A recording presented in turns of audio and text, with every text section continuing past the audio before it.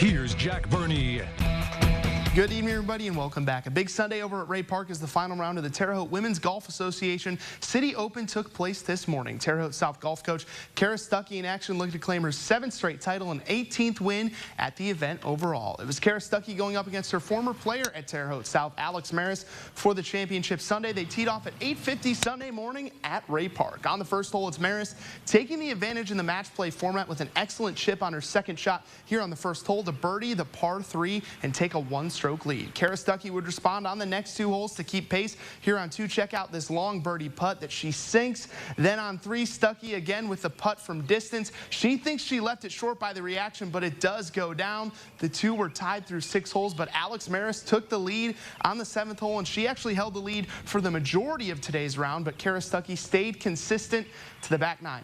This chip sets up a par putt that Stuckey makes to keep her in pace with Maris. Heading to the 18th hole, Stuckey needs a birdie putt to win, and she is going to get just that here on 18. For the 7th straight year and 18th time overall, Kara Stuckey is your Terre Haute Women's City Golf Champion. She shoots a 3 under par to beat Alex Maris by just 1 stroke to capture the title this year. Major credit to Alex. She played great today until the end, but it was just fun out there competing because she's probably one of the most competitive players I've ever had. So I was lucky actually to get away with the 1-up win this time. We both started off great making birdies, and then we just kind of on the backside made a lot of pars and just didn't really get my wedges as close as I needed to make some birdies to take the lead. But in the end, I guess all that matters is the W. Over to racing now, the 2023 NTT IndyCar Series going international on Sunday as the drivers competed in the streets of Toronto race earlier today. 24 laps to go. Check out Christian Lundgaard in the light green car with the aggressive move on the outside to pass points leader Alex Palou.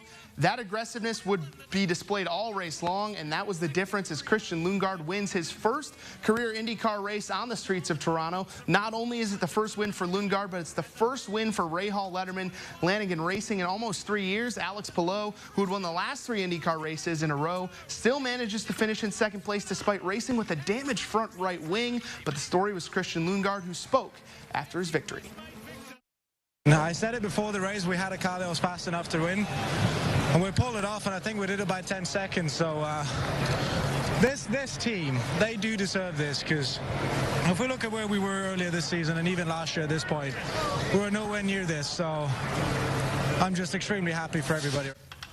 Over to basketball now. The NBA Summer League semifinals taking place Sunday in Las Vegas. Former Terre Haute South Brave and Vincennes Trailblazer Craig Porter Jr. and the Cleveland Cavaliers were in action against the Brooklyn Nets, looking to advance to Monday night's championship game. Picking things up, 3rd quarter, Porter goes to work, crossover, step back. He hits the pull-up jumper for his first basket of the ball game. A few minutes later, more from Craig. Dribbles left, another fadeaway jumper. Check it out. He beats the defender. Fadeaway jumper. It is pure. The Terre Haute native with another impressive performance in the Summer League, putting up 12.7 rebounds and 7 assists. 2 minutes left. Cavs up 3. Porter comes off the ball screen, hits that mid-range jumper to extend Cleveland's lead to 5. And Porter comes up clutch once again. 30 seconds left. He goes to work. One-on-one with the defender. Fakes one way, turns around, banks it off the glass and in to put the Cavs back up 3. 4 quarters weren't enough, though. There would be overtime in Las Vegas, and in OT, it's Isaiah Mobley. He wins it for the Cavaliers with this hook shot. Terre Haute's Craig Porter and the Cleveland Cavaliers are 1 win away from a Summer League championship. They beat the Nets 102-99 in the semis. They play for the title Monday night at 9 against the Rockets. To the Diamond now, the Terre Haute Rex back home tonight at Bob Warren Field as they took on the Johnstown Mill Rats at Bob Warren Field. The Mill Rats get on the board early and often as Scotty McManaman lines one into right field. 2 runs come across the score to extend the Johnstown lead to 5-0 in the first. Johnstown off to a great start in this ballgame. Rex starter Braden Lieberger gets out of the first inning, though, with back-to-back strikeouts. But the damage was done by the Mill Rats early and often as they put up 8 runs on 5 hits in the first inning.